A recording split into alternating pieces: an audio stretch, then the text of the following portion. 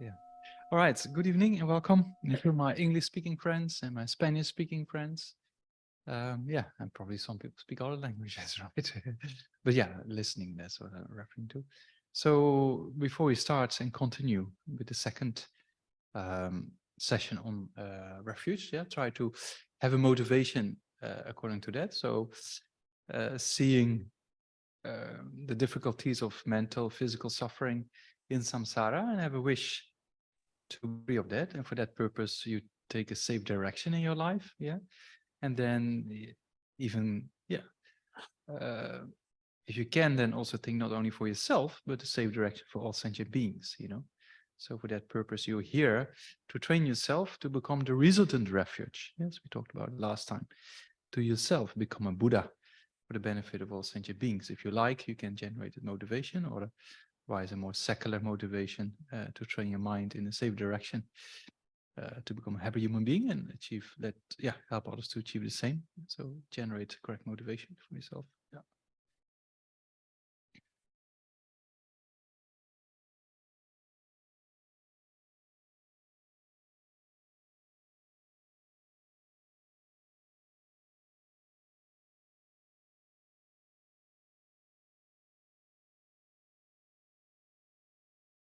And then traditionally, as we do the few prayers, then we visualize, um, we can visualize Sakyamuni Buddha in front.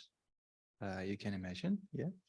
And then you take, yeah, you offer prayers to the Buddha in front and surrounding yourself with all sentient beings. So as we're going to talk about today, you can think about the suffering of yourself and the suffering of all the beings surrounding yourself.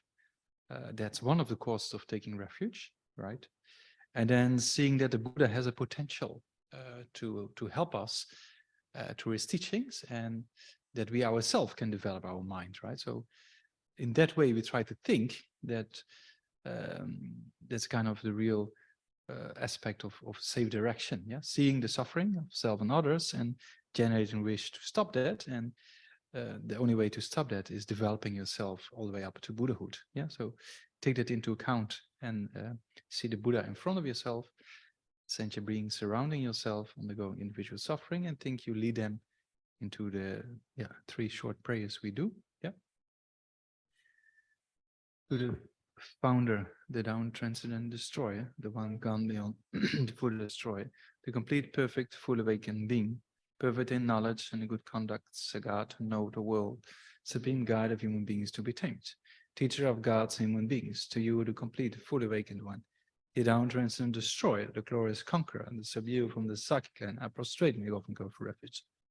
To the founder and down transcendent destroyer, the one gone beyond, co-destroyer, the complete, perfect, full awakened being, perfect in knowledge and good conduct in the world, supreme guide of human beings to be tamed, teacher of gods and human beings, to you the complete, full awakened one, the down transcendent destroyer, the glorious conqueror, subdue from the Sakya clan, I prostrate, make offerings, go for refuge.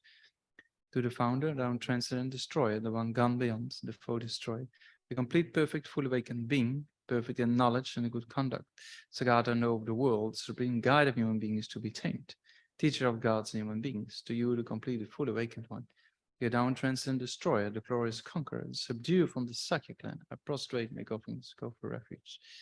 The indescribable, unconceivable expression wisdom, unproduced, unceased in the nature of space, the object of uniquely knowing transcendental wisdom, the mother of the victorious ones of the three times I prostrate.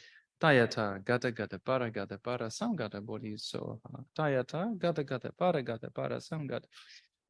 Tayata, gata para samgata bodhi soha. Sangye, chedan zoni zoni. Ado dani gyavzo ji, dagi give sona. Dola penje sangye doba sho sangye judan zuni sono. Yanjo bado dani gyazo ji dagi choshe gebe son. Dola penje sangye doba sho sangye judan zuni son. Yanjo bado dani gyazo ji dagi choshe gebe. Dola penje sangye doba sho la la ken. Chötön tu gangi tu sin nezve tabu tanchi pahu ja tabu chus. Potam de la chatsa. Yeah, so as we just read, the refuge and bodhicitta prayer. Yeah, so traditional speaking, if you take refuge in the Buddha, Dharma, and the Sangha, as we discussed last week, from the point of view of causal refuge and from the point of view of resultant refuge. Yeah, so if you take refuge as a causal refuge, meaning you take refuge in the three objects of refuge of a different continuity than yourself, to say technically, meaning you take refuge in an external way. Yeah, so that means you take refuge in the Buddha, the Dharma, and the Sangha, the Dharma and the Sangha. Yeah, so also here in that refuge prayer and generation bodhicitta, it says, I go for refuge until I am enlightened to the Buddha, the Dharma, and the Supreme Assembly. Yeah, so the Supreme Assembly refers to the Sangha jewel. Yeah, so the Buddha, we said last week, the Buddha is a teacher, the Dharma is the actual refuge, yeah, and the Sangha is the community, yeah, that we depend upon. And then to be more strict according to the scriptures, then we say a full enlightened Buddha, or Sangye in Tibetan. Yeah, there's a very interesting terminology. Sang means Sangye is two terms, yeah, to the meaning of Buddha. Yeah, Sang means to eliminate all faults, and Gye means to acquire all qualities. So Sangye means actually somebody who has eliminated all faults and has acquired all qualities. So that means a complete development of our potential. Yeah, so Buddhahood is that aspect of a complete development of all faults, meaning all afflictions and their seeds, you know. Last week, we talked about the Buddha being free of all fears as one of the 4 points, that the Buddha is somebody we can trust. Yeah, so free from all fears means the fear of suffering and their causes. Yeah, so the causes for suffering, you know, generally speaking, we say karma and afflictions. Yeah, karma and afflictions are the two main causes for suffering. So the Buddha is actually free of that. Yeah, the Buddha has eliminated all forms of afflictions together with the seeds even. Yeah. So that's a kind of an aspect of the Sangye, the first one, Sang. Sang means to purify or to eliminate. What?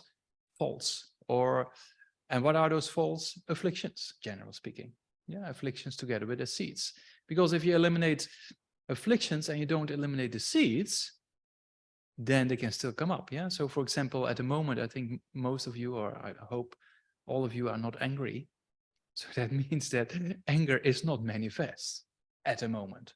But yeah, I can trigger that very easily by talking about your hairstyle or glasses you're wearing or tattoos or how you look, whatsoever, what you're wearing. And then it's very easy to trigger it and then you get angry at me. Yeah. So that means that the seeds are still there. And those seeds are rooted in a form of a self. Yeah, a form of seeing. I think last time we did that, right? Count to 3, get angry. Nobody got angry. And then I said, oh, look at your hair, look at this, look at that. And then it's very easy to get angry because then you say, oh, how dare Namdak say this to me? I am not like this. Or when you get criticized or, you know, then it's very easy for the ego to come up. And then it's very easy to get irritated and get angry. Yeah. So that means that anger and with desire and attachment, exactly same thing. Yeah. We want something, or I want this, I want that.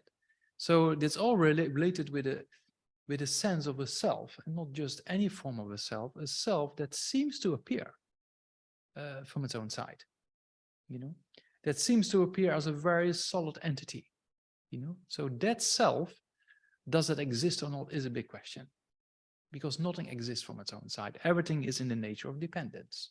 Yeah. So we come to that later, but last week I already said, every time you hear the word emptiness, you have to get ready. Yeah, because it's a very important topic, not an easy topic, but very important topic. Because realizing that this self that seems to exist or appears to exist from its own side, actually you cannot find anywhere. On the tip of your toe, to the crown of your head, back and forth, if you see what's there in your body,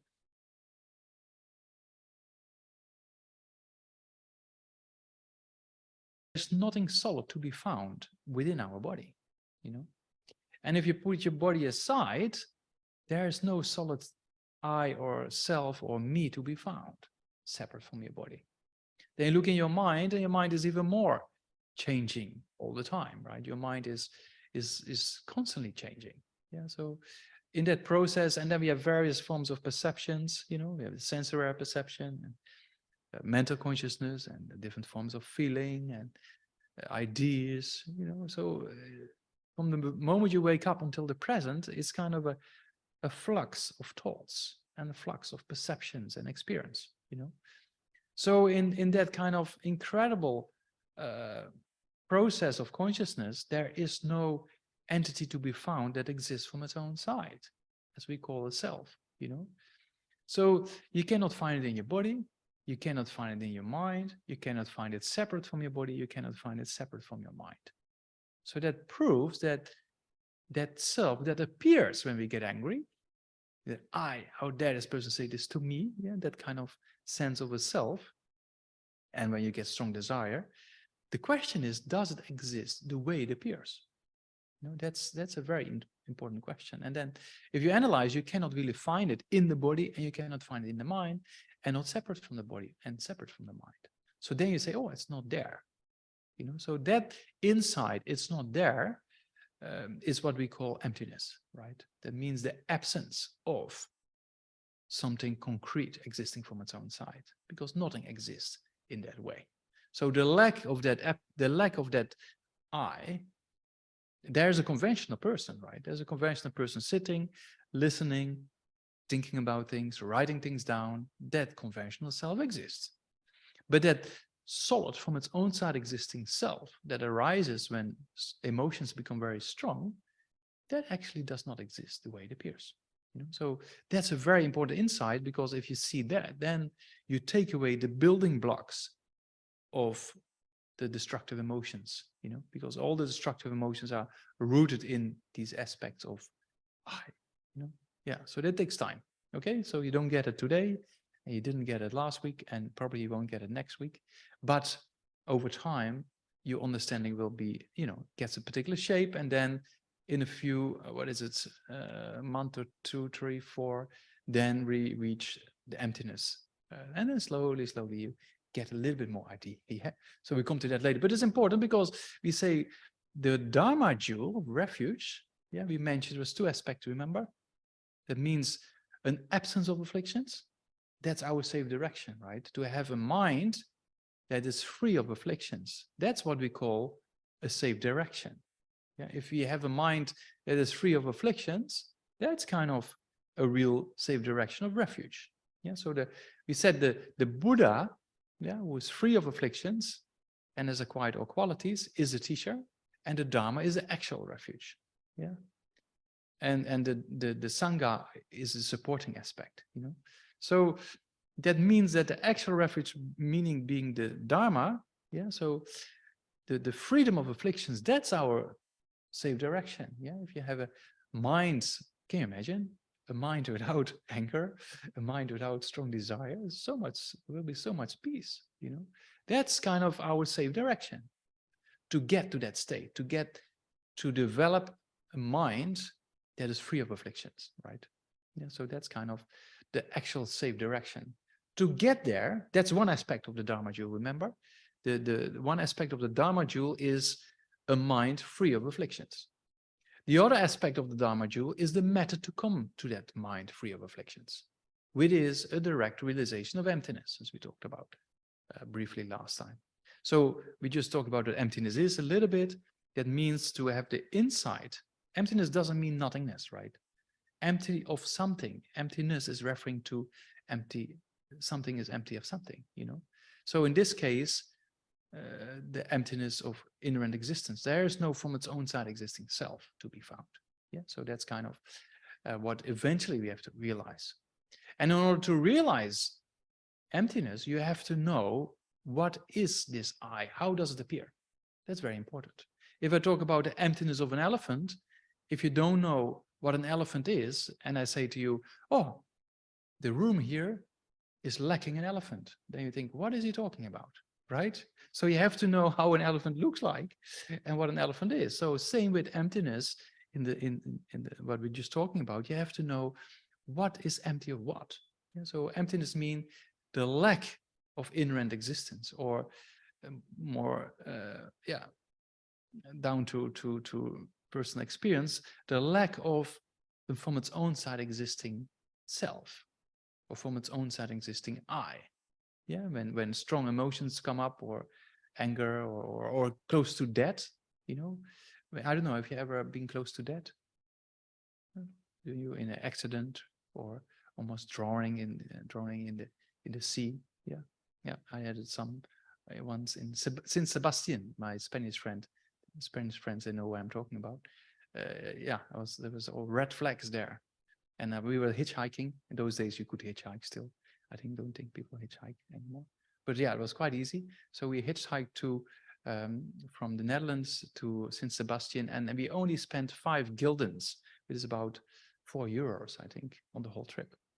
Yeah, it's a pretty good deal, you know. So so then we went to this beach, and then we saw all the flags, and we thought, oh, what, nobody's swimming here, it's such a beautiful beach. And we went, but actually it was very stupid, because there were these very strong currents, you know. So we went in, before you know, your legs were being swept away, and you didn't know what's up and down anymore. Very scary. And all the sand, you know. Luckily we got on a wave and got back to the beach. Otherwise I wouldn't be here. Yeah. So yeah, or sometimes when you have an accident. Also once we're in a tunnel, and all the traffic was just jammed together, and we just had the brakes because the sun was low and you couldn't see properly, and the tunnel was dark. So we just didn't really go into the person in front. But then my thought was, if there's a truck behind us, we finished. But luckily there was no truck. But you can, at that time, you feel a very strong sense of an I.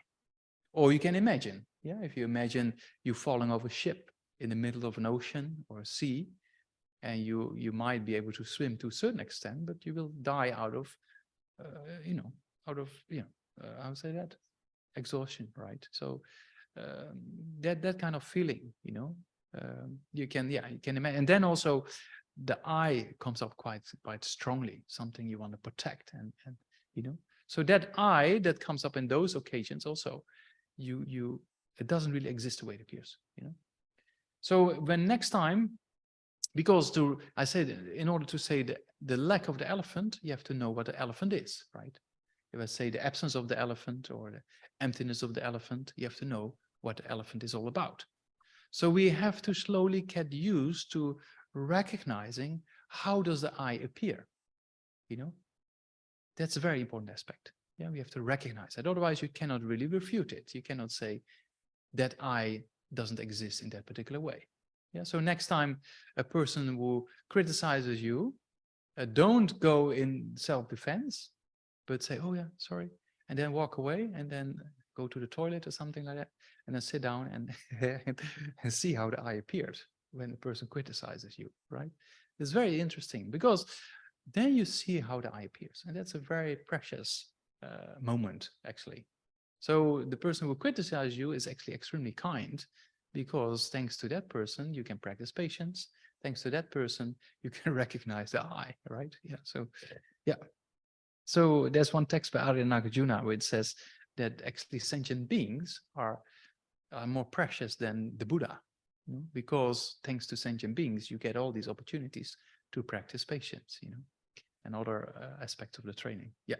So yeah. So yeah, to go back, so we have the Buddha, the Dharma, and the Sangha. The Dharma is the actual refuge, which has 2 aspects, as we talked about last time.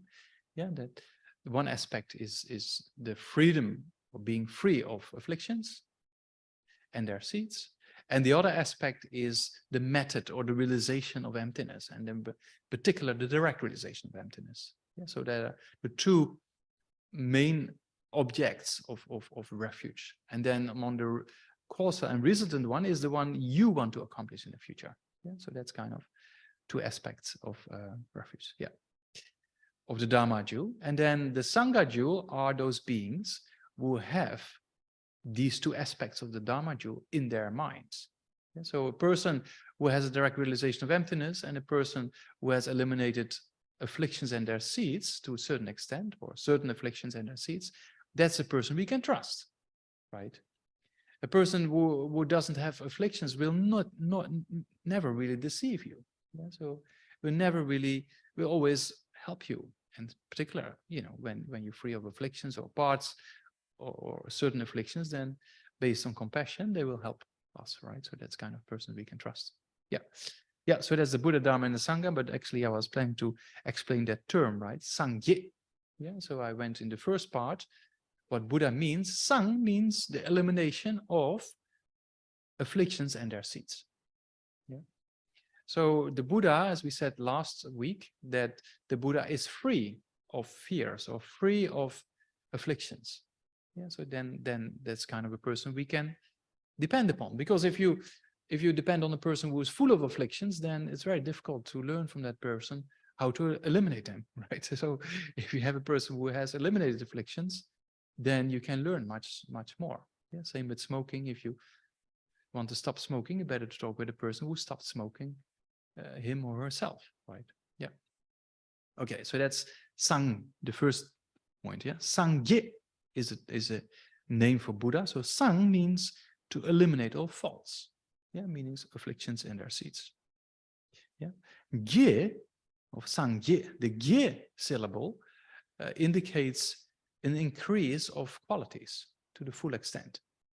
So the Buddha, basically, when we say Buddha or Sangye in Tibetan, means a person who has eliminated all faults and has developed all qualities.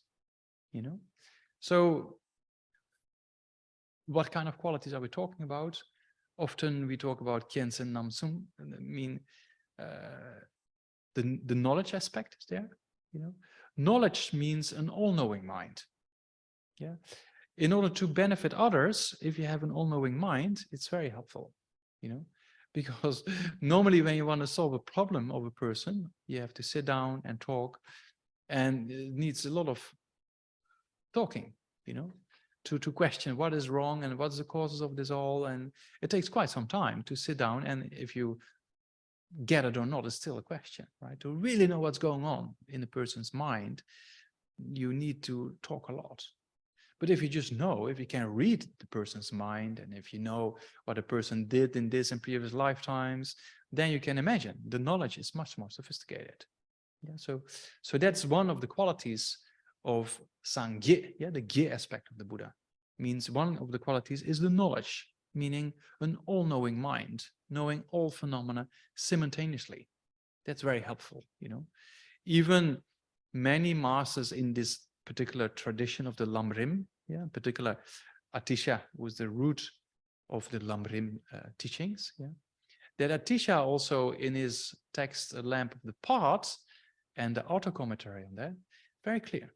He says, if you really want to benefit beings, you need clairvoyance, which is probably very true. If you don't have clairvoyance, it's very difficult to help others, But if you can read other people's minds and you know what people have done in previous lifetimes, it's much easier, because you know why things are going in a particular direction and what to do to stop it if you also have clairvoyance for the future, right? Yeah, so then clairvoyance is at various levels of clairvoyance, right?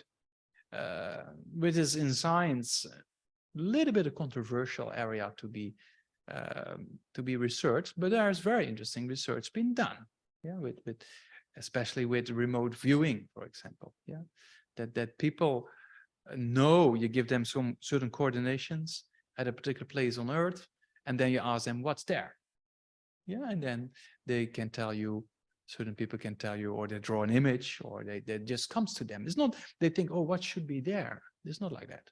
You just know, right? So there's very interesting clairvoyance studies being done, and even in the US, for example, the CIA and NASA, they put $25 million in a project of researching remote viewing. Yeah, yeah, it's very, there's some solid evidence there that there are aspects that works, that people know clairvoyance is something that exists. Otherwise, they won't put so much money in this kind of research. Yeah, this kind of research. So it's very interesting. If you're interested, as a band TED talk, but he's a very interesting personality. Russell Tark. He was into laser technology, and he got bored with that, and then he was quite successful in that field. But then he got into clairvoyance studies.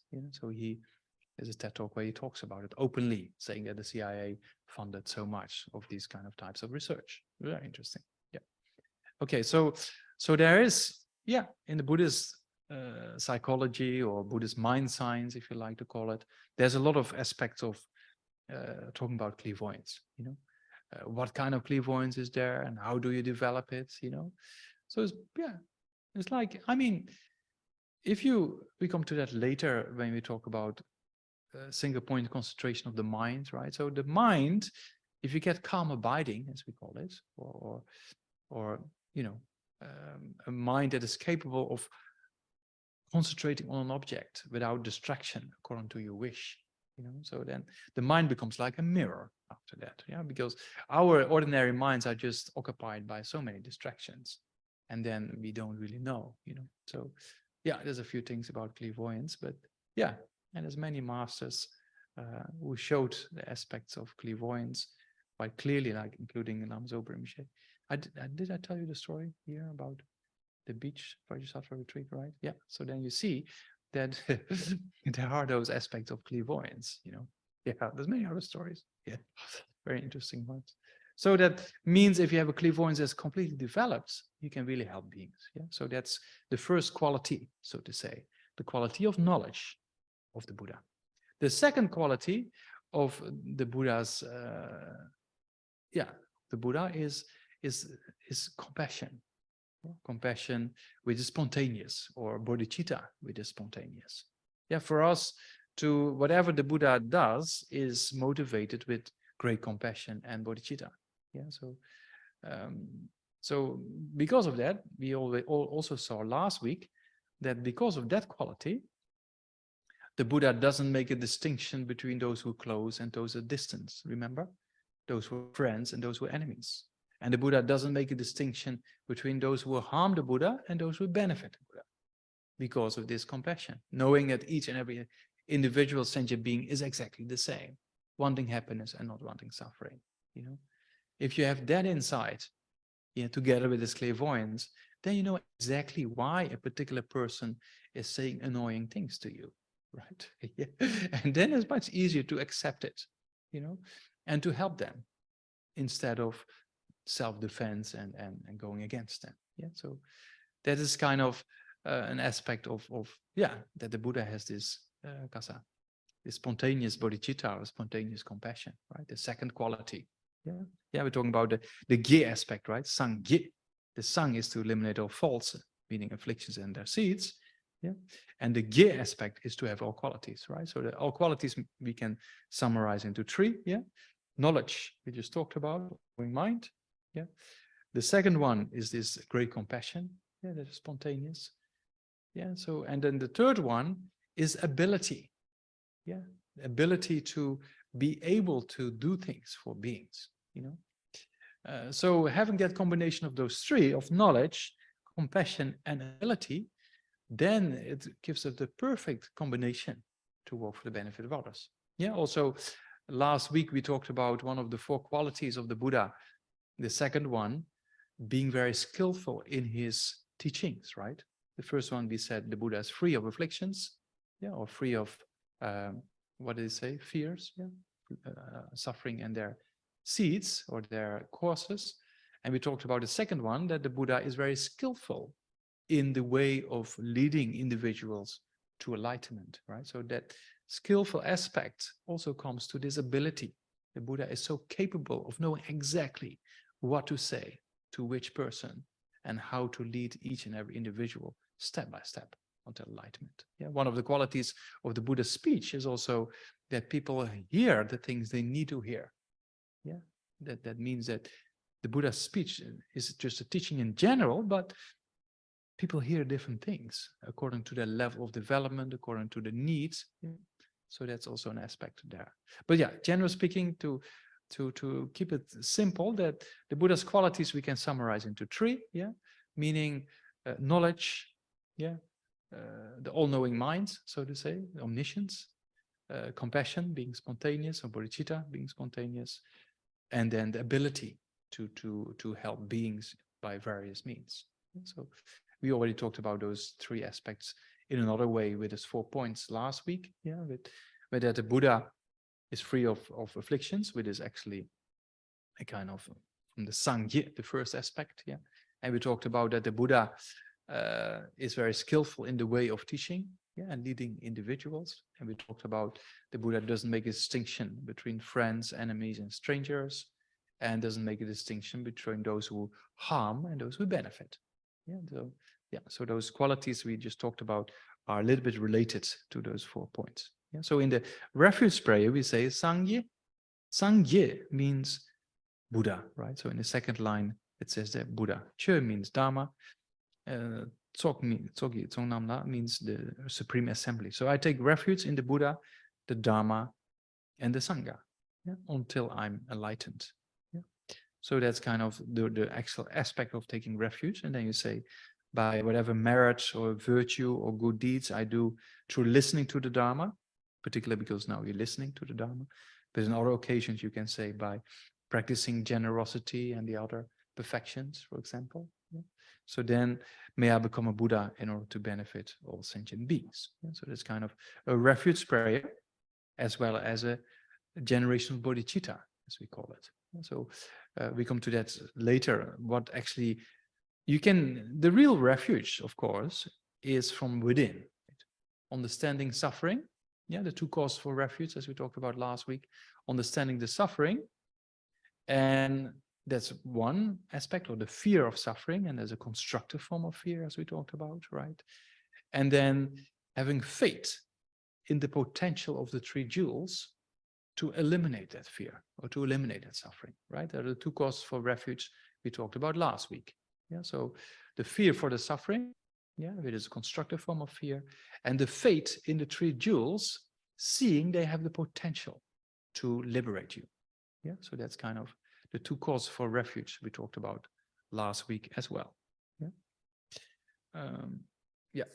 So we come back to the refuge prayer because next week, because taking refuge is basically from within. Yeah, we say the Dharma means in Tibetan, we say Nangpai. Che means inner phenomena or inner Dharma. Yeah. And a Buddhist, we say Nangpa. Nangpa means, you could translate freely as inner being. Yeah, so that means that a Buddhist goes by developing the mind rather than going outside in the external force or taking refuge in external force, right? Because the real refuge eventually is the Dharma in your own mind, right? Your own development of your mind, of the freedom of afflictions, of being free of attachment, being free of anger. That's the real freedom, right? That's the real safe direction. So the resultant refuge in your own development, in your own, yourself becoming a Buddha, yourself having this Dharma jewel in your mind, that's the real refuge, right? So that's important to know that that's the real meaning of being a Buddhist. Yeah, so you don't have to show off to other people with you know, things on your forehead or I don't know, clothes you're wearing that you are a Buddhist. You don't have to do that. The real Buddhist is from within, right? Yeah, it's very important to yeah, sometimes certain places in Nepal, or especially Nepal, you see it quite a lot in Kathmandu. We were wearing all kind of gear, you know, all kind of dress. So they look like a nakpa, or they look like this or that, or, you know, a mixture of various things. You know, people quite new. I talk about not the real highly realized beings, but there's a few sometimes Westerners who are quite new and they don't know much, so they mix things up and then they wear all kind of things together, and then it looks a bit strange. Even for the Tibetans, they think, "Oh, what's this kind of a person? What is he wearing or she wearing?" Yeah, because the real Buddhist is from within, right? It's not the external, how you look. You know, the real Buddhist is from within. Yeah. Okay. Yeah, so that's a little bit of a summary of what we went over last week. Yeah. So today I was planning to, because last week we talked about the causes for refuge being twofold, right? So today I was planning to talk about the causes for refuge in relation with the 3 scopes of the Lamrim. Yeah. So we know that the Lamrim, or the stages of the path to enlightenment, has 3 motivations, right? Yeah. The Lamrim has a motivation. The first motivation of the Lamrim is wanting a precious human rebirth. Yeah, so in the future lifetimes, wanted to have good conditions for the spiritual path, meaning a human body, meaning meeting these kind of teachings, having the right conditions to study and put it into practice and to progress on the spiritual path. Right? That's the first motivation of the Lamrim, meaning you want to achieve a precious human rebirth in the future to progress on the spiritual path. Yeah. Then if you have a precious human rebirth, then you know, I mean, we know that a human being a human is not perfect, right? You have the suffering of birth, and then you think, oh, so cute little baby, oh, so nice, all things very nice. Yeah, you can think like that, but if you are the baby itself, and you come out of this womb in the darkness and then in the light, and you squeeze halfway through, and they come out, and then most babies, they cry when they come out, right? They're not like, hello, I'm so happy to be here, everybody. I'm here, you know, it's not like that. They mostly cry. It's very intense form of suffering, you know. And then you've been put on this towel with, people think it's soft towel, but it feels like sandpaper if you've always been in the womb of the mother, right? So it's quite intense kind of suffering. And then you have the suffering of growing up and learning how to talk, how to walk. And in the beginning, you cannot really express if you're hungry or thirsty or hot or cold, you cannot say that, right? So you just start crying because it's very confusing, right? We forgot all those things at the moment. We don't remember. But at that time, it was not very pleasant, you know? So that's kind of a few aspects of suffering of birth. And then other things we can remember to a certain extent, yeah. Then you have your education and problems at home, problems at school, problems with your friends, not all the time, but sometimes, you know, their relationship problems back and forth, and you know, yeah. Yeah, I told you last time, I think, did I tell you here about I want to be with this person, and then no. So it's the same thing. Yeah, you have more. I don't have that much experience with relationships, only a few, but sometimes you think, oh, I want to be. I can't wait to be with this person. I just can't wait. You know, to be. I was so happy I be with this person. I was so happy. Oh, I can be with this person. So happy. And then you're with that person, and then things don't go the right direction, and then you think, oh, I want to be separated from the person. I can't wait to be separated from this person. Yeah, so there's just a few simple things in life, right? Yeah, and then education you want to do and it doesn't go well, or problems at school, or you can't study properly, and then you get a job and you don't want a job, you want something else, and you regret what you've studied, and you know, that's various things in life that is not perfect. You know, that's pretty obvious. You know, and then you get sick. And when you get sick, it happens to you beyond control, right? That's the thing, you know, that's a very important insight, that when you get sick, it just happens. You cannot say, I don't want to be sick. No, it's not possible. So that's by the power of karma and afflictions, when the right conditions are there and the causes meet, then we get sick, you know. Same here during the pandemic. Was one in the ambulance came, and I think one person was dying, I don't know. And then one lady was really very emotional, said, you can't leave now, you can't leave now, you can't leave now. But that is not in our control, right? When that's an aspect of what we call samsaric existence, yeah, or contaminated existence, so to say. Yeah, when we get sick, we want to get better, but it doesn't work like that, you know. We just stuck in the sickness. Or people say, we have a lot of pain, they say, I felt I was stuck in this body, you know. It means you cannot escape it. Yeah? And it's also true with death and dying, you know. So that if people in your close friends or relatives or fathers or mothers or brothers or sisters or children, you know, when they die, it's very difficult. You know, especially when they're very close to you, because you never expected they're going to die. Yeah, and we don't expect to die ourselves.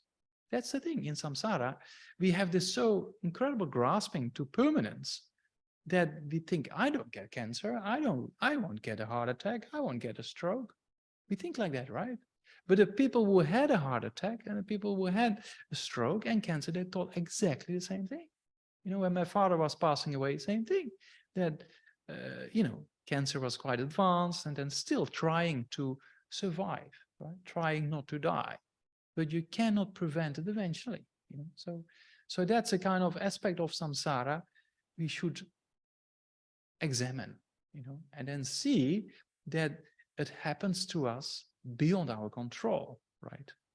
And then you want to do something about it because you can do something about it. That's the thing, Same with the Buddha when he was, as you people here in the hall, they can see when the Buddha was a prince, like there, for example, and then was studying, it was a great great knowledge, and then very skilled in various forms of sports and everything perfect in the palace, perfect in the palace.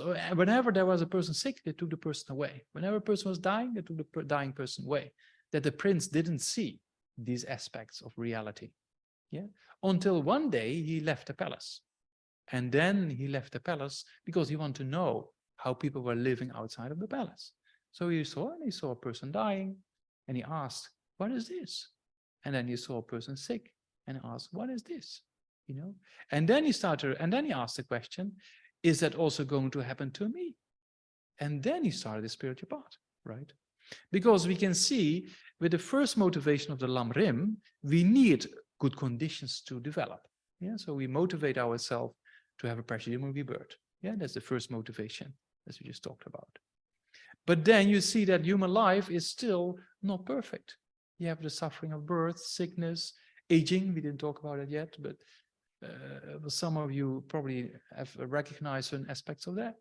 That if you get older, then it's kind of after 60 or particularly 70, is basically down the hill.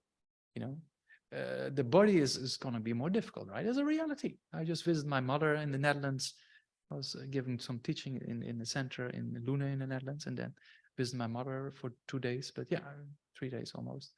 So, but it was nice to be together. But my mother, you can see, she's getting 80 now, and she's quite healthy, but still things are more difficult, and that's a reality, right? They're walking and doing things, and that's only getting worse over the years. Gray hair is not a big deal. I also got some gray hair. Gray hair is nothing. It's just it's just appearance, right? But physically, when things become more difficult, beyond our control, it just happens, right? That's what we're talking about. So that's kind of aspects of birth, and then you die. That means that so many people, they do so many things in life, and work this, work hard, and then it's all over. So we all going to die. That's a guarantee, right? There's no escape for nobody. But we often don't think about it. But and when other people die in your close kind of family or friends, is for many people it's difficult. But that's a reality of samsara. You cannot stop that reality. So contemplating these aspects of birth, sickness, aging, and death, then you can generate a kind of wish, not a wish to be free of all this, right? So then you go to the second scope of the Lam Rim, that you want to be free of any forms of suffering within cyclic existence. And the only way to do that is to get free of the cause of suffering, meaning afflictions and karma. So that's kind of the middling motivation of the Lam Rim, right? Seeing the suffering of samsara and generate a wish to be free of that, and generate a wish to achieve liberation or nirvana. This continuity of consciousness that is free of afflictions. If you're free of afflictions, then there's no cause for suffering, right? So then you don't have to have this contaminated birth, sickness, aging, and death anymore. So as a middling motivation of the Lam Rim, you want to be free of suffering, and you want to achieve the state of liberation. So that's kind of the middling scope. Then you contemplate a little bit about others and think that others are exactly the same as us. The wish for happiness and not wanting suffering, that wish is exactly the same in all our minds. We always have a strong wish, even in your sleep, in your dreams. When there's a little bit of suffering, you have a wish to be free of it. Or there's a little bit, you're a little bit depressed, or a little bit and headache, the first moment that comes to mind, I don't want this, I want to be free of this, right?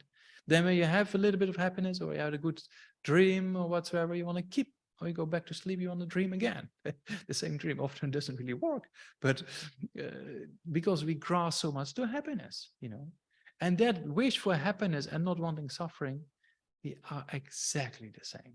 Every one of us is exactly the same, you know. So if you then think, okay, contemplating the suffering of birth, sickness, aging, and death, you know, think I don't want this, but all the people around me, they are in the exactly same situation. So how wonderful would it be if I can be of help for all those beings, right? If I can eliminate or help them to eliminate their causes for suffering. Yeah, so then you come to what we call the great scope of the Lamrim. Yeah, so we have the 3 scopes of the Lamrim, right? The first one, want to have a precious human rebirth to progress in future states of existence. Yeah. The second motivation of the Lamrim is want to have a freedom of samsara, yeah, want to achieve liberation or nirvana. And then the third motivation of the Lamrim is want to become a Buddha in order to help all sentient beings to be free of samsara and achieve the state of enlightenment, right? That are the 3 scopes or the 3 motivations of the Lamrim. Yeah, so that's very important to recall again and again, because the whole discovering Buddhism is based on those 3 scopes of the Lamrim. Yeah, that want to have a precious human rebirth, the first one, want to get liberated from samsara, the second one, and the third one, want to become a Buddha for the benefit of all sentient beings. Yeah, so that's kind of the 3 motivations of the spiritual path, of the Buddhist path to liberation and enlightenment. Yeah, so then according to those 3 levels, also we can take refuge in those 3, on those 3 levels, you know. Yeah.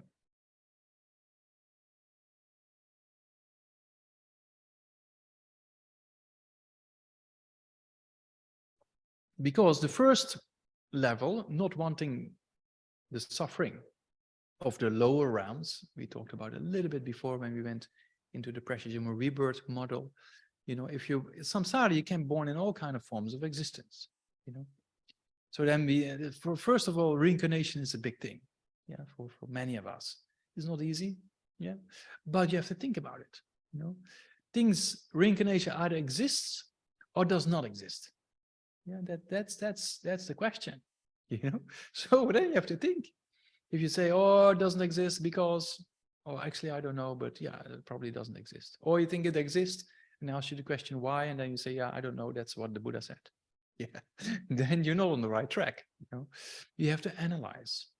And analyzing the existence or non-existent reincarnation is very, very important in the Buddhist path, you know. So we went over that quite a few times in the beginning.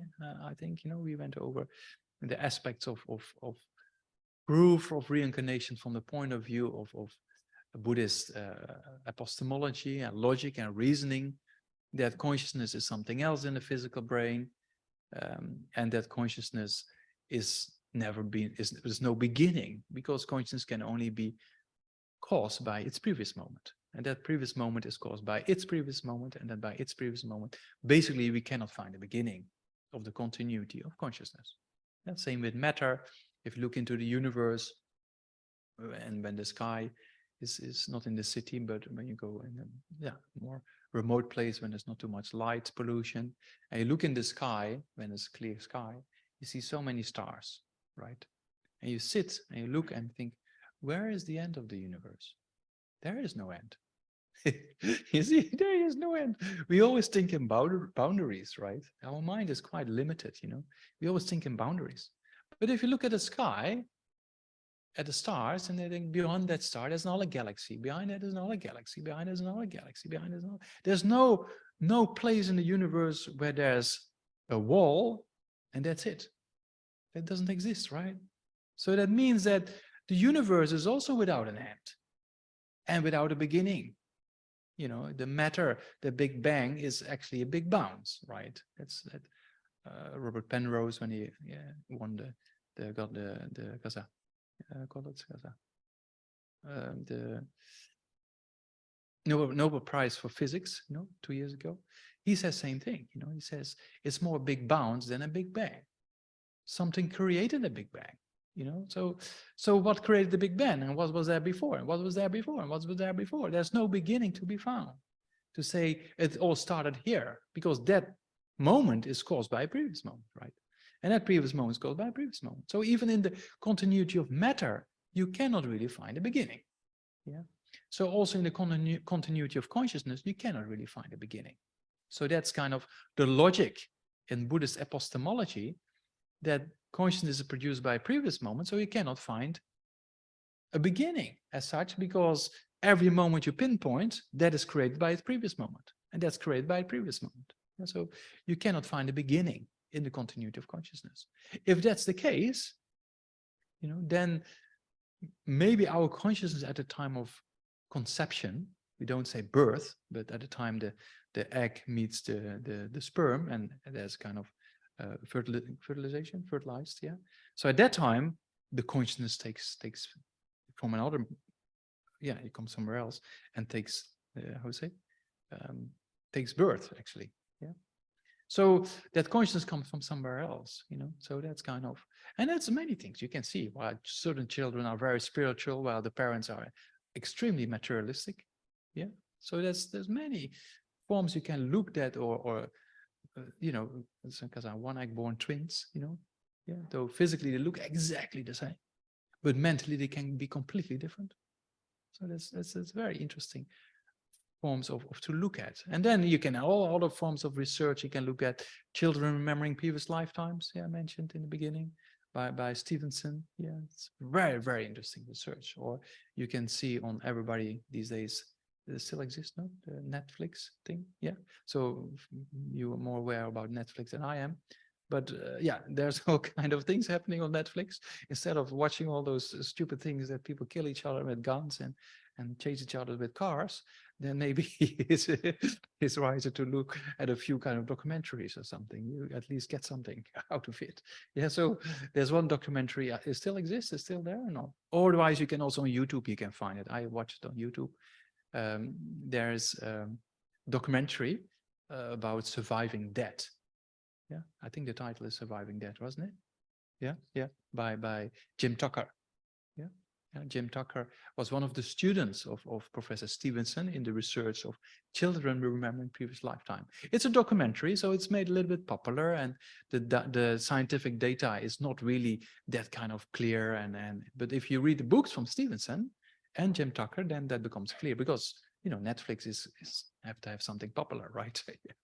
But anyway, you get an idea if you watch that particular documentary, right? And then you read the books after, and then you can see the research is very well designed, very interesting, especially with birthmarks. That's, if you put statistics, I did some studies in statistics in my studies of hydrology. If you put statistics to birthmarks combined with children remembering previous lifetimes, and the information that can be validated, but then in particular the birthmark of the cause of death, that makes it very, very strong. So yeah, that's a very interesting research. And then I mentioned before also, the near-death experience is very, very well controlled scientific evidence. If there's a clinical death of a particular individual by a cardiac arrest, so then what happens, that's very well researched, because you have a very controlled environment. You're in a hospital, they put EEG, they know exactly what's going on. And what happens, when between 10 and 20 seconds of a cardiac arrest, the oxygen flow to the brain stops, right? And because of that, the brain starts to die. And within a few minutes, you can still do CPR and bring the person back to life, if the person has the karma to come back to life, right? So there's a few minutes when when medically, according to medical science, the brain does not function. The EEG goes flat, right? So that means that there's a few minutes clinical death, as we call it, but the person comes back by CPR, right? So in those few minutes, in many findings, there is perception. People see things, people hear things. Yeah, people have a particular experience. And that's very well documented by Pim van Lommern. He is the world leading expert. He was a cardiologist before, and he saw this happening in his hospital, in hospitals in the Netherlands. And then he thought, he saw it on so many occasions. So he said, we never learned this in medical school. What's going on? And then he started researching it. And then he actually designed a very good research. It's very well designed. Even in the Lancet, one of the most world leading scientific journals, he got very, very good reviews when he published his first kind of findings. Yeah, so there's a book called Beyond Consciousness by Pim van Lommel. He's a Dutch cardiologist. There's many other studies of the near-death experience, but this is the most solid one and the most well-designed form of research. Yeah. So Beyond Consciousness, Pim van Lommel. Yeah, it's a Dutch cardiologist. If you always do a search, near-death experience, and then Beyond Consciousness, his book will pop up. Yeah. There's many other, psychiatrists and people who did a lot of research.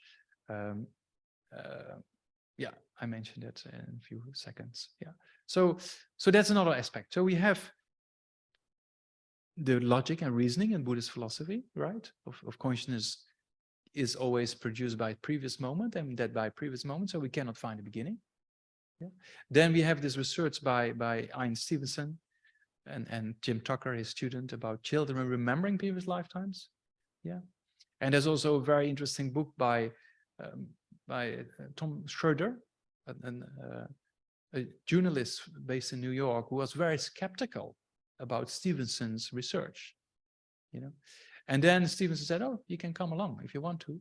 So he came along for about a month, and they went to different places, met different people, and he completely changes his view. So that's also a very interesting book called Old Souls by what did I say? Schroeder. Yeah. Anyway, we can maybe give you a list or something. Yeah, it's maybe easier. No? As people writing. So there's a lot of evidence, basically very interesting. Yeah, there's much more to say about deathbed recovery. Yeah, that people who have a brain damage or brain tumor, yeah, or Alzheimer, yeah, that they're very disturbed, and when they see people of their family or friends they don't recognize and very disturbed, but when they're close to death, sometimes a few hours, sometimes a few days, clarity comes back to the mind. Yeah, so deathbed recovery has also been researched. Well, the brain structure is exactly the same, so it's very interesting. Something is going on. And then there's another aspect which I have seen myself on quite a few occasions, is the clear-eyed mind of death meditations. Yeah, that accomplished masters, they can use the clear-eyed mind of death to meditate. So that's for us. We just, even our sleep, we knock ourselves out in the evening and we wake up in the morning with an alarm clock or something, and that's it. But there are people who can use these stages of consciousness, It's very interesting and very inspiring, because I've seen a few of my own teachers who basically were in complete control over the death process. They knew exactly when they're going to die, even up till the hour or the date, and the hour. And also on top of that, they can stay in this clear-eyed mind. So what happens in this, there's also a very interesting movie called Tukdam. You have to pay, I think, £6 or something to watch it, but it's very, very, sometimes for free in certain periods of time. Also, yeah, made by Daniel Gaza, Richard Davison, for example, and others. Yeah.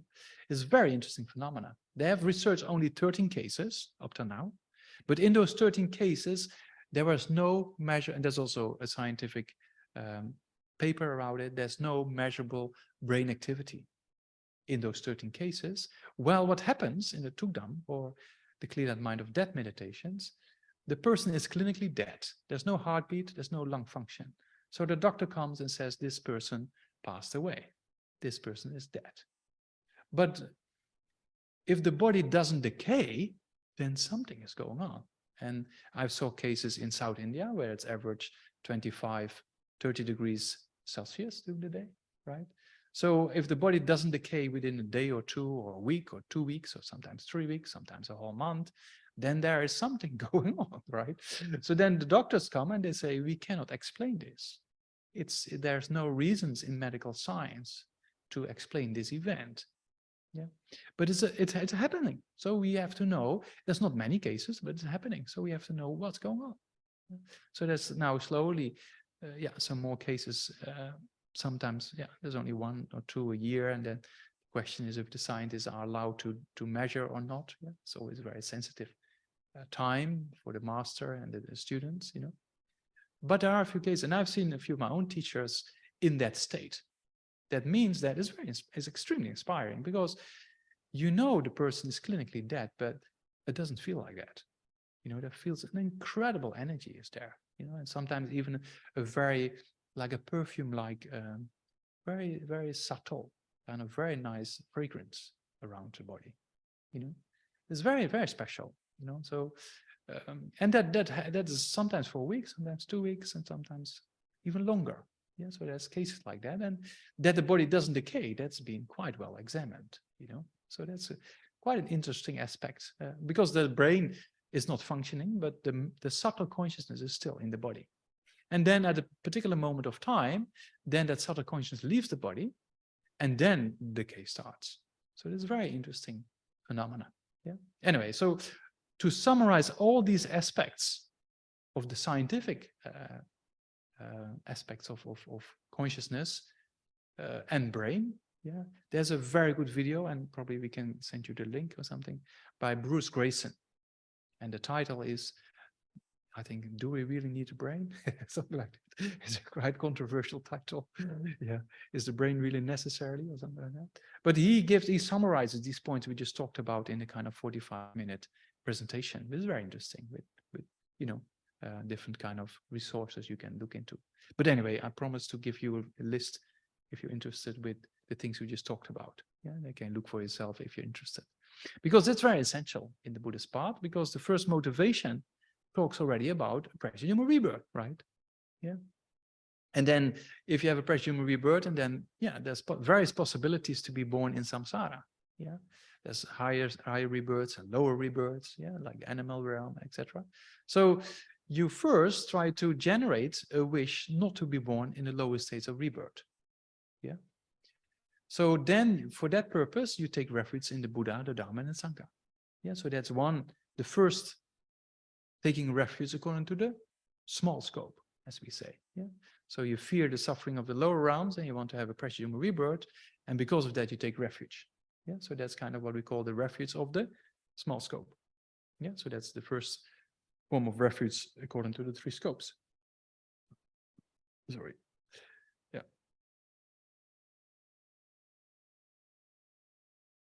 The second motivation of the Lamrim, according to refuge, is the middling scope. Yeah. Seeing the suffering not over the lower realms, like in the small scope, but the suffering of samsara. Yeah. So it's seeing the cycle, as we just talked about, of birth, sickness, aging, and death again and again and again to all realms of existence. Yeah. So then you have a fear for that. You don't want to be born in that cycle again. So because of that, you take refuge in the Buddha, Dharma, and the Sangha. That's the refuge of the middling scope. Yeah, that means that you don't want to be born in samsara, you want to be free of that, and for that purpose you take refuge in the Buddha, Dharma, and Sangha, having the faith that they can protect you. And that's exactly what we're talking about here, because if you see that these aspects of suffering of birth, sickness, aging, and death, they are created by and caused by karma and afflictions. You know, so if you eliminate afflictions, you eliminated this contaminated cycle. Yeah. So if you take refuge in a mind that is free of those afflictions, that's the real direction. You see that? So that's what we call the refuge on the middling scope, right? To be free of afflictions in order to achieve nirvana. Yeah? So to have the fear of the suffering of samsara, and have faith in that the Dharma jewel in particular has the potential to eliminate afflictions with their seeds. You know, so that's kind of yeah, the refuge according to the middling scope. Then you can also take refuge according to the great scope. That means that if you see that you're not the only one who is suffering, all sentient beings are suffering, right? And we all want happiness, don't want suffering. We have that wish is exactly the same as we just talked about. Then you fear the suffering of all beings, and you want to do something about it. And for that purpose, you take refuge. For that purpose, you want to become a Buddha. Yeah. So then you think, you generate strong faith in becoming a Buddha, because when you become a Buddha, you can eliminate the fear of seeing the suffering of others, right? Yeah, so that is the refuge according to the great scope. Yeah, so yeah, last week we just talked about refuge in general, but you can also relate refuge with the three scopes of the Lamrim. Yeah, so the first scope is not wanting the suffering of the lower realms, like the animal realm, for example, not want to be born there, and then generate a wish to be, yeah, to be born in the precious rebirth. And for that purpose, you trust or you have faith. And we talked about before already that faith is based on reasoning, right? We don't have blind faith in Buddhism. So seeing that, okay, what is the cause for suffering? What is the cause for being born in lower realms? Yeah, you see that you know, aspects of engaging in the 10 non-virtues, yeah, of killing, etc., is a cause for the lower realms. So you take refuge in the Buddha, and then the Buddha said, okay, if you don't want to be born in lower realms, then abandon the 10 non-virtues, abandon killing and those kind of actions. Yeah, and then you take a safe direction. Yeah, so that's the refuge small scope, and then the middling scope is not wanting to be born in samsara in general. So that means that you want to be free of afflictions. So you take direction or strong faith in that direction, that you want to train your mind to be free of afflictions, right? As we talked about the Dharma Tube. Yeah, and then you see that yourself is just one and others are more in number and they have exactly the same wish. And then you generate a kind of refuge in the great scope. Yeah, then you want to become a Buddha in order to liberate all sentient beings from their suffering. Yeah, is that a bit clear or not? The three scopes of Lamrim. Then the other topic I was planning to talk about today is the 8 benefits of taking refuge. Yeah, so I made a little, some time ago already, a little write-up about refuge for those who consider taking refuge.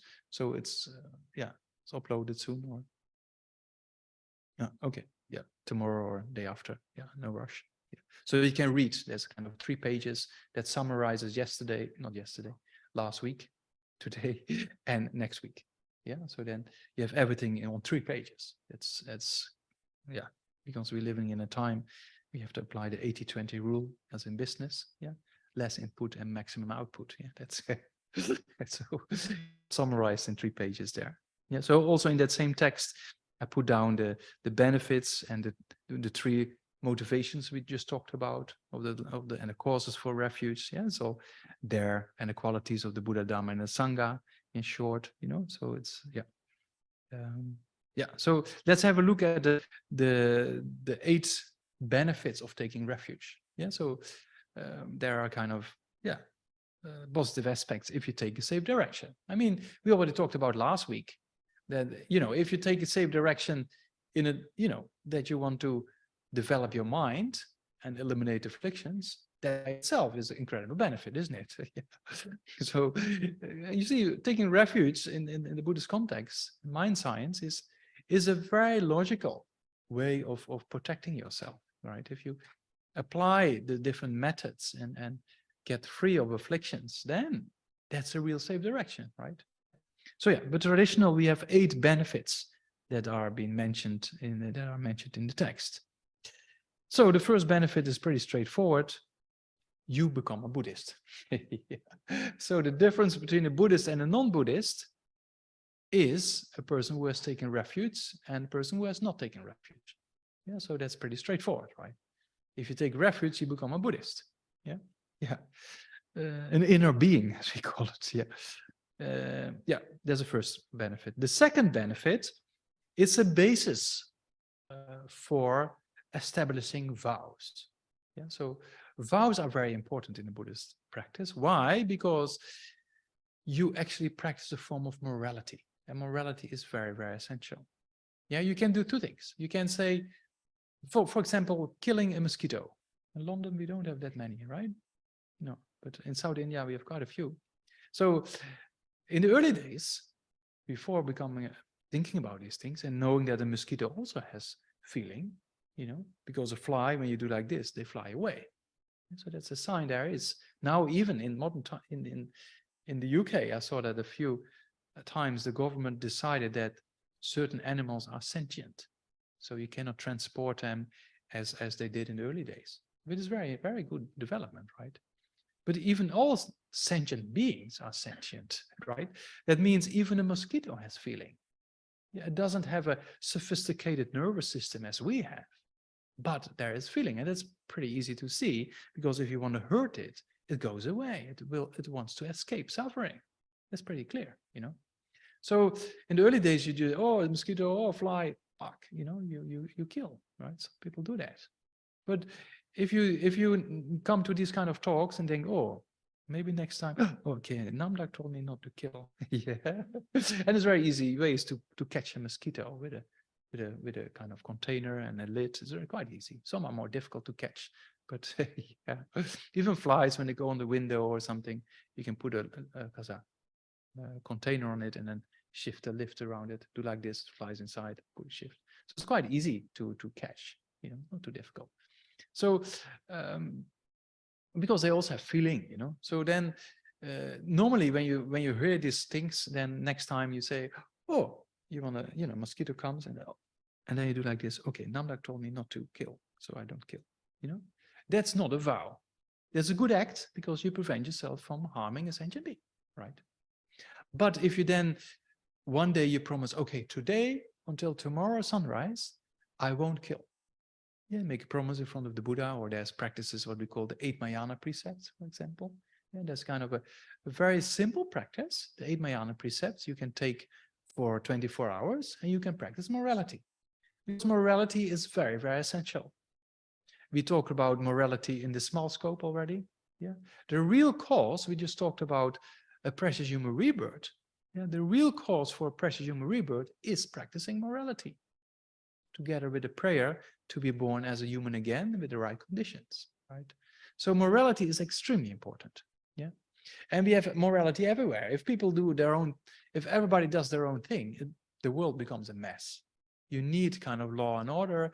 You need, our mind needs a kind of guides to develop ourselves, right? Yeah. So that means we need a certain form of morality. Yeah. So morality is very essential, and that's then the Buddhist morality is based on having taken refuge. Yeah. So after having taken refuge, you can take the vows of a layperson, for example.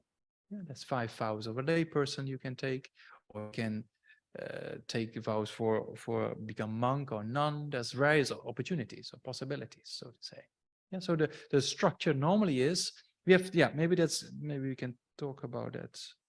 Yeah, there's 3 levels of vows, yeah, or 3 levels of training in morality based on vows. One is the pratimoksha vow, or self-liberation vow, right?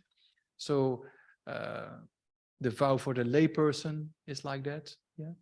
The vows for monks and nuns are like that, yeah. That means there are the vows for self-liberation, yeah, according to the middling scope of the Lamrim. Those vows are meant and motivated with liberation for yourself. Yeah. So as we just talked about the middling scope, yeah, we call that pratimoksha. Prati means individual, moksha means liberation. We translate it as individual liberation vow. Yeah. So the 5 vows for a layperson are like that, and the vows for monks and nuns are like that. Yeah, they fall in that category. That's one aspect. Yeah, the individual liberation vows. The second set of vows are the bodhisattva vows. Yeah, so if you aspire to become a Buddha for the benefit of all sentient beings, you can take bodhisattva vows, so to say. Yeah, you can train yourself in those, yeah, commitments of the bodhisattva vows. And then for those who have a connection and interest, there's also a Vajrayana part or a tantric part, yeah, which also has very strong morality. Yeah, so that's also very important. So you have actually 3 sets of vows. Yeah, so also in that write-up, you can have a look. Is the pratimoksha vow, the bodhisattva vow, and the tantric vows. So there are 3 sets of vows. So you have to take refuge before taking those vows. Yeah, so refuge is the prerequisite, so to say. And if you have taken refuge, it's the basis for establishing the vow. That's the second benefit. Yeah, yeah. So the first benefit, you become a Buddhist. The second benefit is the basis for establishing the vows, and that means the vow of the individual liberation, or the bodhisattva vow, or the tantric vows. Yeah, and morality is very, very essential in the practice, because morality cuts down aspect of harming others. Yeah, because morality all has to do with not harming others, right, and not harming yourself. So If you practice morality, you live exactly according to the law of cause and effect, you know? So there is what we call karma, and we went over karma already in the previous model, right? So karma is nothing magical, right? Many people, oh, it's my karma, it's her or his karma. Oh, it's nothing magical. It's just the continuity of cause and effect within your continuity of consciousness, right? We have an external cause and effect relationships with plants and soil and seeds, yeah, that grow, yeah, when the right conditions are. But we also have an internal cause and effect. Yeah, but anger produces suffering of being unhappy and disturbs the mind, and you lose your appetite and sleep, you know. So that means that there's a cause and effect relationship there. Yeah. So morality helps us to cut down coarser forms of harming others, like killing, for example, right? Yeah, so that's why morality is a very essential aspect, because it shapes our behavior. Yeah, and then based on morality, then we train our mind. Yeah, because it's easier to practice the morality of the body than it is of the speech. And it's easier to practice the morality of the speech than it is of the mind. Yeah, and that is easier not to punch a person in the face than not to shout at a person, and it's easier not to shout at a person than to have a negative thought about the person, right? There's different levels of morality. Yeah, so we have to train in those levels in order to shape our mind in a particular direction.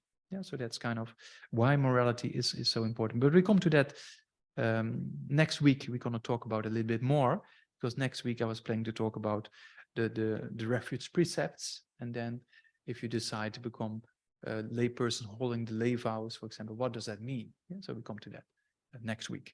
Yeah, but now you know already, taking refuge is a prerequisite. Yeah, it's kind of the yeah, and that's why it's a benefit, because after taking refuge, you're ready to take the vows if you wish. Yeah, taking vows, you always have to decide yourself.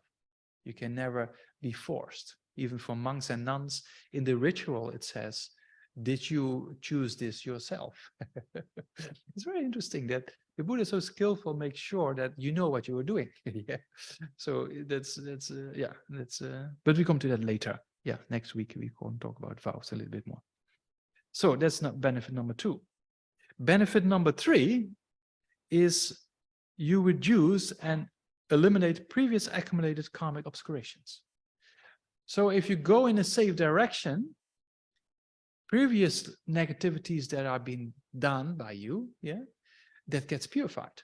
Yeah, so that's kind of, because if you go into a positive direction, that by itself is a purification.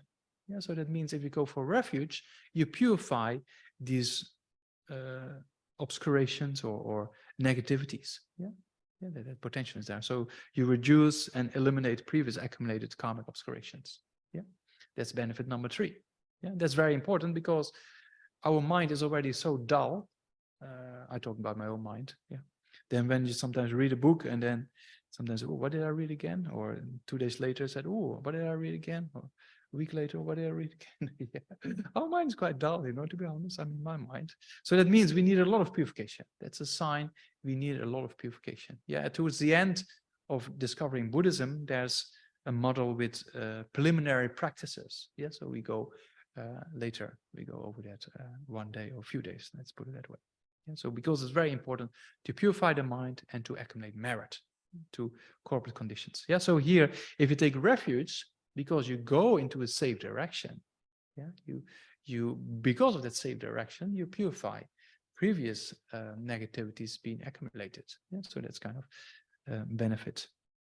So yeah, that's the purification aspect, number 3. Number 4 is you accumulate merit. You need 2 things, right? To develop, you need to purify, and you need to accumulate good deeds or virtues or merit, as we call it. Yeah? Merit is kind of a collection of virtue. Yeah, so we need to do good things. We need to do virtue, because that's a cause for happiness, right? So there's 2 aspects of taking refuge here. That one aspect is the purification aspect, and the other aspect is accumulation of merit. Yeah, so both are very much needed. Especially when we talk about emptiness, then you think, what? No, what? Yeah. So then when we reach emptiness and I go a bit deeper, then that mind might pop up. Yeah, then you think, what is this? I don't have a clue what he's talking about. Yeah. So that's a sign that you have to purify, accumulate merit, and study, right? And then you move. Yeah. Okay.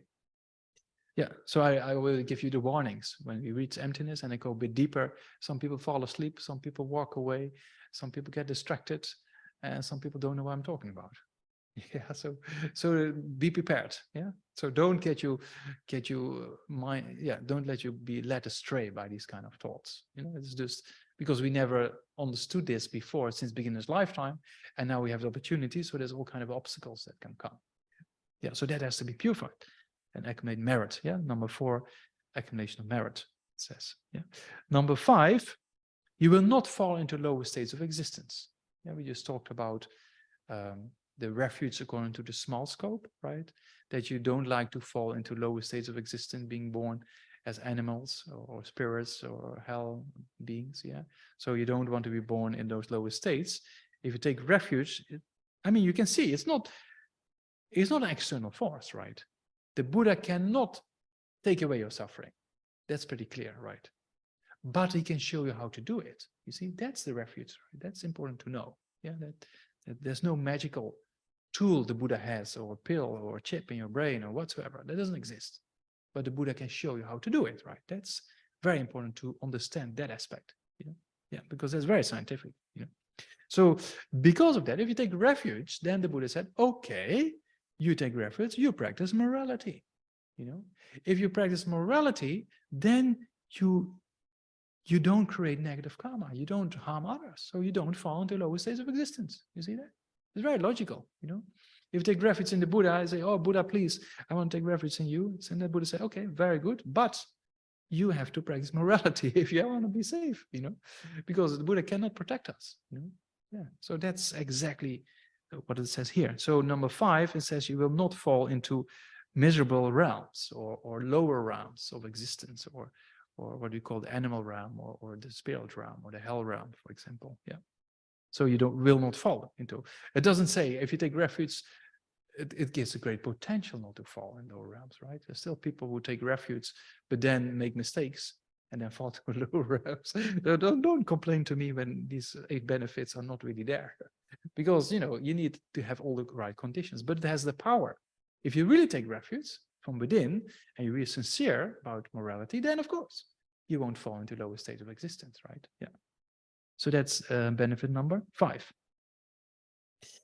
Then you will not be thwarted. Thwarted, I mean harmed.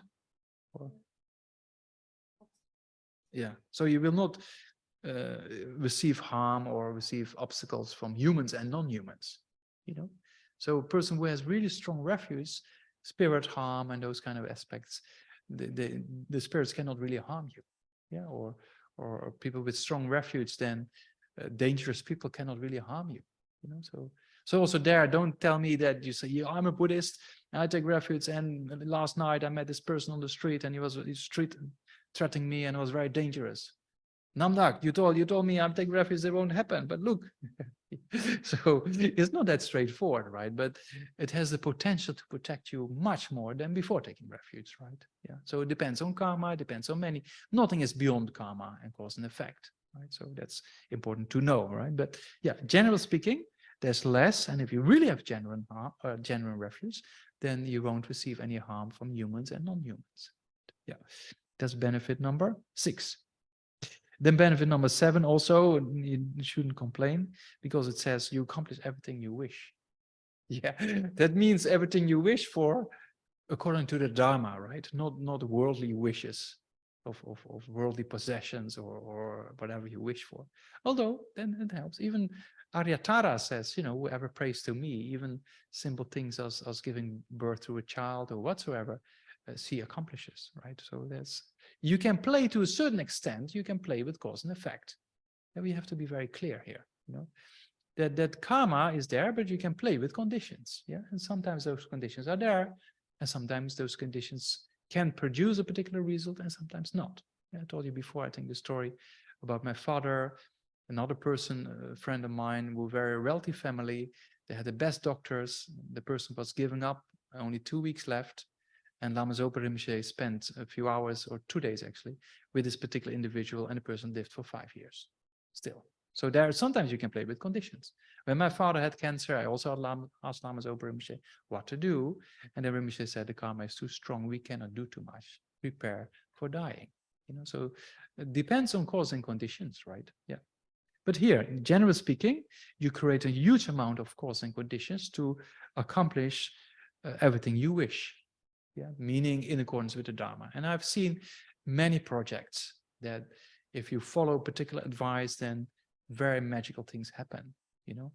That we were building this house for monastics, and we didn't have the money, and then we just had until the windows, like let's say this high, the wall, and the money was finished. So we thought, what do? We don't have time to do fundraising. That was before the internet, so then, but we thought, okay, we did everything our guru asked for. Lama Zopa Rinpoche gave us all the advice of the pujas to be done, practices to be done. And then for 2 weeks, we were a little bit kind of, what do? And then you can't believe a person we never met before. He was brought by another friend, walked on the side, looked around.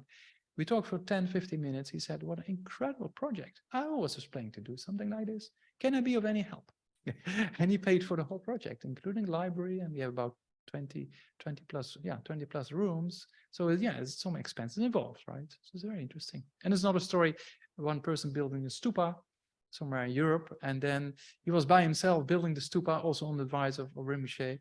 And then he got the green light to go ahead, and he was by himself. It was very difficult to do the last part. And then just out of the woods, a person popped up and said, oh, you need any help? He helped him, and then he finished that part, so he still had to do another part. And then he said, oh, by the way, here's €1,000 if you need any more money for finishing the stupa. Okay, goodbye. And he never saw this person again. It's sometimes very interesting, so yeah. So that means that if you have a sincere wish, and it's according to the Dharma and according to the instructions of the teachers, then you do the right prayers, and sometimes things can go in this direction, right? Yeah. So there's very interesting stories like that. Accomplish everything you wish, but don't complain to me when you want a new sport car and then you don't get it. And then you said, I took refuge, Namdak. yeah. So don't do that. And then benefit number 8 is the best one. You will quickly achieve Buddhahood. Right? Yeah. So that's kind of the most important one, because you quickly achieve Buddhahood. It is a relative term, quickly, because it takes time to become a Buddha, but you're on the path. Right, you take refuge and you have a safe direction. Yeah, that's the 8 benefits, but you can read for yourself in the write-up I made, or in other forms of commentaries or Lamrim text to read more about the benefits if you wish. Yeah, okay, that's what I was planning to do for today. It's already 3 past 8, so a few minutes over time. But yeah, that's sometimes how it goes. Yeah. Sometimes how it almost always goes. Yeah. So sorry for that. Yeah. If there's any questions, then we can do a few, if people are okay with that. No? Yeah. No questions? What's happening? Yeah. Kan pövra? Allez.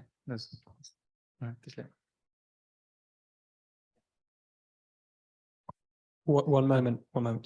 Yeah, so just repeat my announcement at the beginning, because some people weren't online yet, just to be mindful of time when you do ask your questions. Thank you very much. Yeah, to the point. My question is about the refuge in the 3 jewels. In Tibetan, we recite a prayer called Lama Lak Yapsu Chewa before the 3 jewels. So I didn't get that in this. That's also a possibility. We come to that next week, Yes. because there's also a preliminary practice at refuge. So you can recite this verse where we recite every time we meet together, right? As an accumulation of refuge. Yeah. But you can also say Lam Lak Yapsu Chewa, Sangha Lak Yapsu Chewa, Lak Yapsu Gin Lak Yapsu Chewa. So there's various verses, or you can do it in Sanskrit. Where's this Lama Lak Yapsu Chewa comes in the 3 jewels, or it's just basically because the guru, in particular in the Vajrayana, is a very important aspect, right? So that's why it's added like that, in that tradition, so to say. Okay. So because the teacher, as we saw in one of the models before in this program, the teacher is quite essential in our development, right? So that's why it's a part of the refuge prayer as well. Yeah. Thank you. Yeah. Okay. Yeah.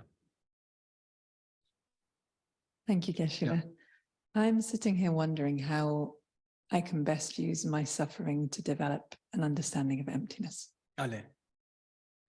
Suffering, first of all, you can see suffering, how it's been created, right? So suffering comes about by karma and afflictions. Yeah. So afflictions create karma. So the root among those two, karma and afflictions, are the afflictions. Then among the afflictions, there's various afflictions: anger, jealousy, pride, attachment, desire, right? So all those afflictions, they create karma, negative karma, and suffering. But all those afflictions are also rooted in ignorance. We just said that anger comes from this I, yeah, and also strong desire from I need this, I need that, or jealousy is also related with I, pride is also related with I. Even modern forms of mental challenges like depression, low self-esteem, is all rooted in the concept of I. So then you see that this is the root of everything, this ignorance, as we call it. So that ignorance, holding to an I that seems to exist or appears to exist, very solid from its own side, but it does not exist the way it appears. So then emptiness becomes very important, because emptiness, if you understand emptiness, you understand that that I does not exist the way it appears. It's just an illusion, right? So then you can eliminate, with understanding and particularly realizing emptiness, you can eliminate this ignorance. And if you eliminate ignorance, you take away the building blocks for the destructive emotions or the afflictions. Because when we get angry at a person, we see that person as solid, existing from its own side, and yourself, you see as very solid. How dare this person say this to me? You see those things very almost existing without dependence, and that's not a reality. So then you try to understand dependent ordination, and then that things are dependent upon each other, right? And then you start to see that the I that appears in your mind and the way you see that person existing from its own side, or objects or problems existing from its own side, then when it falls away, these building blocks fall away for the afflictions. Yeah? So the more you understand dependent origination, the more you understand emptiness, you see these building blocks, they look very concrete, but they do not exist the way they appear. And then slowly you break down this ignorance, and you break down, because you break down this ignorance, you break down this grasping at this I, and that's why you break down these afflictions, right? And in science, we come to the same conclusions, that narcissistic views or self-interest, views of self-interest, create a mind with a lot of negative emotions. So if you take away this root cause of this narcissistic approach, of this self-interest approach, then those afflictions will become less, right? So that's from a Buddhist perspective true, and even from scientific evidence is a lot of research being done, right? Yeah. And with that, like, even when you start to speak about it, and I noticed this before when you were talking about emptiness, it's like a wall in my mind just shuts down. You're not the only one. I mean, that's good to hear, but is there a specific way to work with that? Yeah. First of all, accept the wall is there, be patient, right? And don't give up in examining these aspects of reality. And if you have interest in purification practices and accumulation of merit, then that's very much advisable, because since beginner's lifetime, that's the problem. Since beginner's lifetime, we think that I exist the way it appears. We believe that, we think that I exist so solid out there, or the person exists so solid out there, and you exist so solid, but that's not a reality. So as soon as you go against that, then the wall comes, yeah. So you're not the only one. Yeah. It's a matter of time, So break down the wall, brick by brick. No? Yeah. Okay. And it's a big wall, so it takes, take the bricks. Yeah.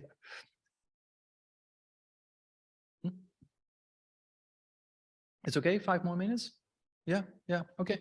Jeff, online, did you want to ask your question? Oh, yes. Okay. Thank you, Geshe.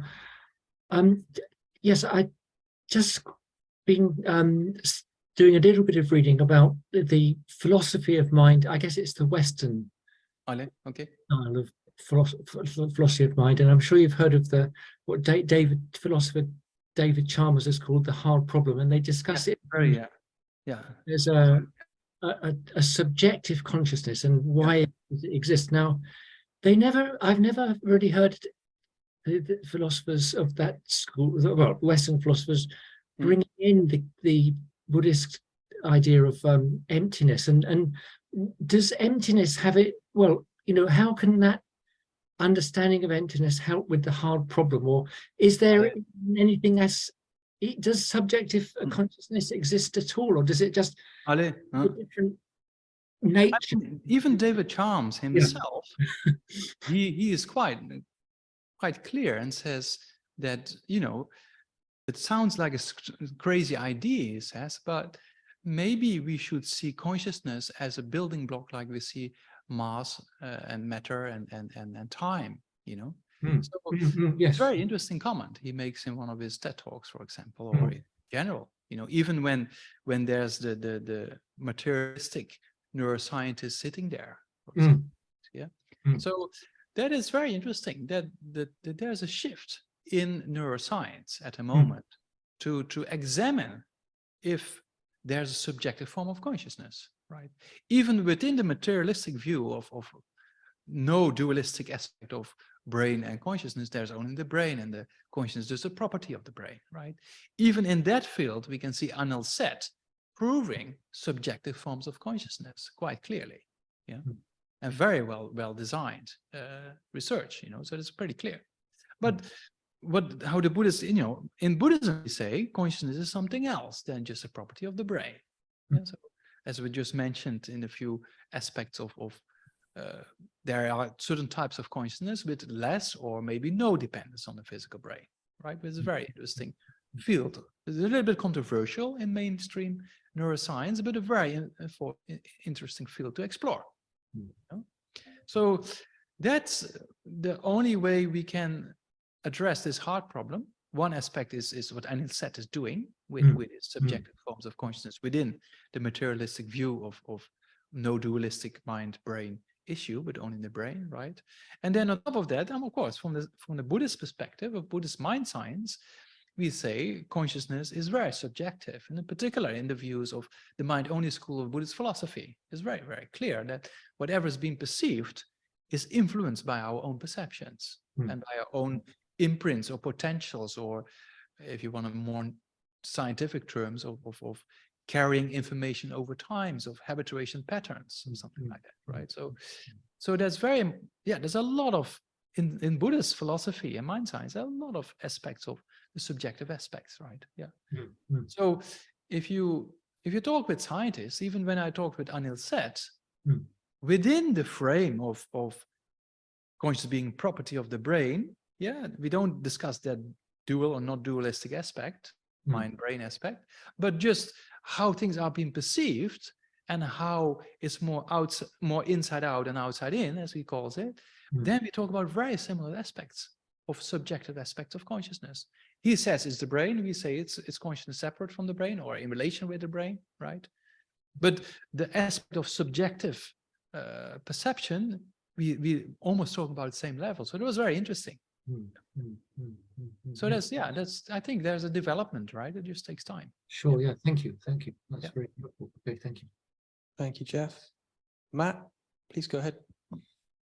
Thank you for your teachings, Geshe. Is human rebirth essential to learn the Dharma and achieve enlightenment? Or is it also possible as another form of being somewhere else other than Earth, maybe? Somewhere else then? Other than Earth, is it possible as another form of being, maybe? Another planet or something like that? Sure, why not? So your first question, to study the Buddha Dharma, you don't have to believe anything, right? And to study Buddhism, you don't have to believe in rebirth. You can just study it. There's no issue, right? But if you want to become a Buddha, that's going to take certain lifetimes. So for that purpose, there's no way out of rebirth, right? So that's kind of a difference there. And then, of course, there's other planets. If you look in the sky and you think the Earth is the only planet with life, that's quite short-sighted, because if there's no end to the universe, then there's no reason why not. There's other forms of life, you know? Yeah, so that's just based on logical reasoning. And at one point of time, the Earth was not, there were no humans on this planet, right? If you go down 40,000 years ago, we were like ape-like, and they go another certain 100,000 years ago, and then there were no beings as we recognize at the moment, but it was life, right? So that means that humans is a very, very short period on this particular planet, right? There's no reason why not. There's countless other planets with forms of life. They might look a little bit different than us, but they look at us and they think also we look very different and strange. Yeah. So it's just the first time you see a creature you have never seen before, it looks very very strange, and you think, oh, this cannot exist. But people from other planets, they look at us, they say, oh, those Earthlings, they look strange. That cannot be true. Yeah. So that's the same thing, you know. So that's, yeah, it's just our habituation patterns are so strong that we think we are the only ones, but it's very short-sighted. If you look in the sky and there's no end, then there's no reason why not. There's other places with the right conditions of stars or suns, or when there's the right temperature for life, right? There should be at least quite a few of them. Yeah. Yeah. Yeah, thank you. Okay. Thanks, Matt. Okay, Abelardo, last question. Yeah. Yes, hello. Thank you, Geshe, once again. And thank you also once again. Yeah. My question is about the nature of afflictions. In a context of suffering, particularly that's where I'm most concerned. In that context, there are inevitable, sufferings that can manifest as fears, angry reactions that propel us to act to be able to confront adversities, for example, and also in the world the way it is today, there are so many people who are suffering. You might say it because of their karma. They're born in places torn by wars and poverty, and so we have all these emotions that are so programmed in us, our psyche, through genetic programming, and. A little more genetic, but yeah. So are these afflictions? My question is, are these afflictions also? Are these afflictions also? Yes. Are these? Can we consider these let's say natural reactions that we're programmed to have? Are they also it's natural? Natural means by the power of strong habituation. It's natural, right? It doesn't have anything to do with genes, because the genes are created by or caused by our karma of the consciousness that dives into a particular body, right? At the time of the fertilized egg cell, right?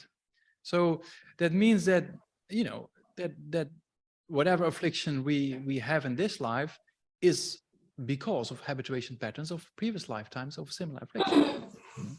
So that's the propelling aspect. So the suffering we see, person in war or in a climate disaster or natural disaster, whatever we see suffering of suffering, right?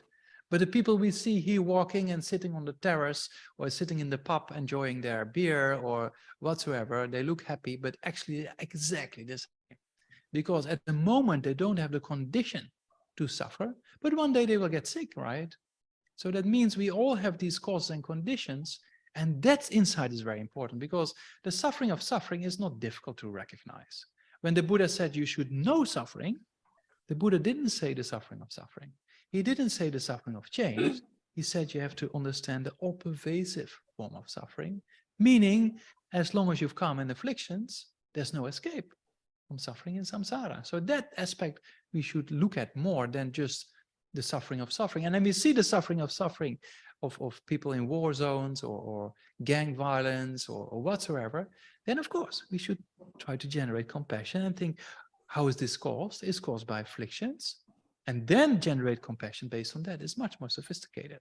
And so to see what is the root of everything and to understand the root of everything and then generate a wish for beings to be free of this, right? That's a much more sophisticated aspect of contemplating suffering of yourself and of others, you know? Yeah. Thank you. Yes. Yeah. Yes, that's fine. Thank you. Okay. So then we stop. Yeah. 5 minutes longer than the 5 minutes. But yeah. Okay. So then dedicate. Yeah. So we're talking about a lot of things, very fortunate and meritorious and very good things in the safe direction in life. So also try to make strong prayers that we in this and future lifetimes go in the right direction and generate bodhicitta and understand and realize emptiness and break down those walls of understanding emptiness, right? So thinking in those ways. Dagi jine sabe gewa di tendan doa gyundang Jeba Jason Lozan Daba Yi Tembe Ningbo Ringdu Jesho. May the glorious Guru's life be long and stable, and may all beings equal and extend space of happiness, and may I and others, without exception, accumulate merit and purify negativities, and may be blessed to quickly attain Buddhahood. Janjo Semjo Rinpoche Magye Panang Gigyu Chik Jeba Nyamba Meba Yang Gone Gonde Belva Tony Tawa Rinpoche Magye Panam Gigyu Chik Jeba Nyamba Meba Yang Gone Gonde Belva Sure.